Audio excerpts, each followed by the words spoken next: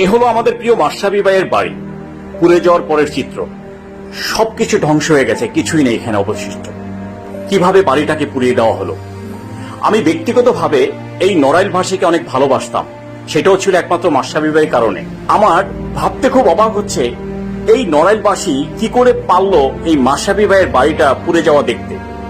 কারণ মাশরাফি ভাই এই নড়াইলবাসীর জন্য কি করে নাই, আমি আসলে এটা বলার কোনো আমার ভাষা নাই আসলে এই অবস্থা দেখে, এই সিচুয়েশন দেখে। তো যাই হোক, যারাই করেছেন আমি তাদেরকে একটা কথা বলছি, কারোর ক্ষতি করে কখনো এটা ভাইবেন না যে আপনারও কখনো ক্ষতি হবে না। কারণ হচ্ছে আল্লাহ ছাড় দেয় কিন্তু ছেড়ে দেয় না, এই মাথায় রাখবেন এই কথাটা। তো যাই হোক, যারা এই কাজটা করেছেন আমার মনে হয় না তারা কোনো ছাত্র, নিশ্চয়ই কোনো দলীয় লোক। আর আমি ব্যক্তিগতভাবে কোনো দলের লোককে আমি পছন্দ করি না, আমি নিজেও কোনো দল করি না, আমি সাধারণ মানুষ। আমি ব্যক্তিগতভাবে মাশরাফি ভাইকে একজন ক্রিকেট খেলোয়াড় হিসেবে আমি ওনাকে ভালোবাসি, সেখান থেকে কথাগুলো বলা। আমি আবারও বলছি, আমি কোনো দলমত করি না, আমি একজন সাধারণ মানুষ।